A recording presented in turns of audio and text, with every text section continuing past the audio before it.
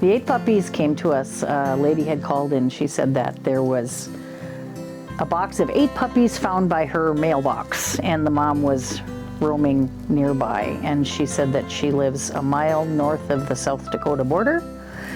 And she said, there really is no other resources in this area. And she said, I own 5,000 acres. She said, I have no neighbors. So I have no idea where they came from. The mom, you know, she's like a 35-pound shepherd mix. She's not a big dog. She was quite thin. You could tell she had been on her own for a while. She had some bite wounds around her neck. She had been fighting, I'm sure, protecting her puppies a little bit.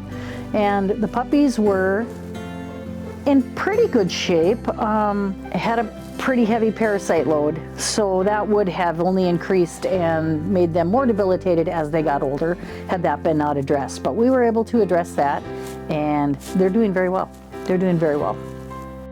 But it's just a challenge to find 8 homes, 9 homes, including the mom. So that's the thing, is just now there's 9 more households we have to find that's willing to take in an animal, and we have a lot more calls of people wanting us to take animals than homes looking for adoption.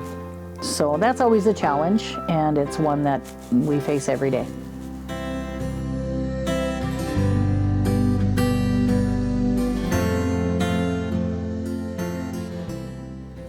Mabel came to us, it was just a phone call. Someone said, I found a dog in Bismarck. She seems to be older, seems to have some mobility problems is what they said. And so we brought her to us, and she's not a big dog, about 20, 25 pounds, but long hair, very matted, very long nails. Eyes were green discharge. It was not good. She had long hair, and she was quite matted and quite long nails, and so to make her feel more comfortable, we wanted to get that addressed second after the veterinarian. And so we did take her into a local groomer, and I was a little nervous how that would go because I don't feel that she had been groomed for a long time, if ever. And to our surprise and amazement, she was just wonderful for it. She really enjoyed it. She just was still while they shaved her down completely, gave her a bath, trimmed her nails. We made her feel a lot better in a very short period of time, and she cooperated for the whole thing, which was wonderful. Yeah, she doesn't have a lot of time left, but it's not her time to go. You know, it's not her time to be put to sleep, and so we're looking for a hospice home for her, and we've had some interest, and I think we're going to be able to find somebody that can just take her in and just let her be a couch potato for however long she has left.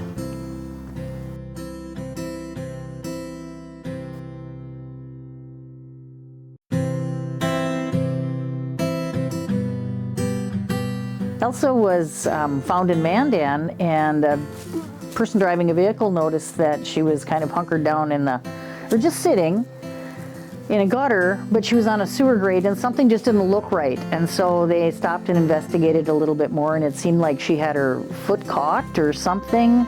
They just weren't sure, and so got a hold of us, and we went down there, and sure enough, she was actually frozen to the grate. It was a very, very cold morning. And I don't mean to be graphic, but there was blood there that we knew she had been sitting there for a while, and I think she was just hunkered down and got frozen to this metal grate. And so we tried to just gently pull her off of it, but that really wasn't working, and someone had coffee in their car, and it was just lukewarm, and so we poured some coffee on her leg and were able to free it and just put her straight into a pet taxi and took her right to a veterinarian.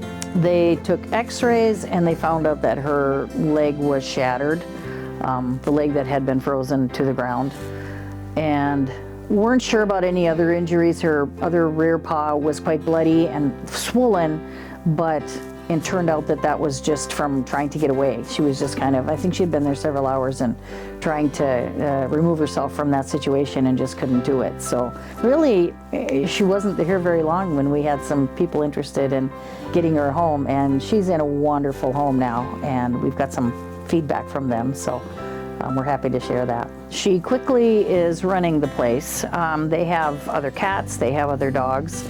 They did separate her for a while, but she seemed interested, and when they started to have them meet, there really wasn't any problems. Their family was rather accepting, their animal family is rather accepting of new members, and so she quickly made herself the boss of the water bowl that they can only get a drink if she authorizes it, so that's kind of funny. And she just has fit right in. I mean, she's very happy to be there and acts like she's lived there her whole life. So that's been a nice, happy ending for sure.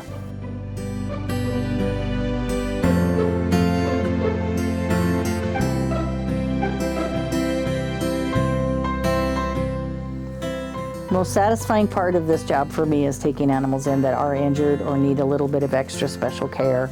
And we've had animals that the vet says, I don't know that they're going to make it, but we want to give them a chance if at all possible. And so often we have been able to save so many of those animals and make them whole again and make them available for adoption. And people do open their hearts to animals with special needs, and so, or even just a bad past. And so that's very satisfying for me to be able to help the most needy and get them homes. It happens time and time and time again, and it's so rewarding, I think, for all of us.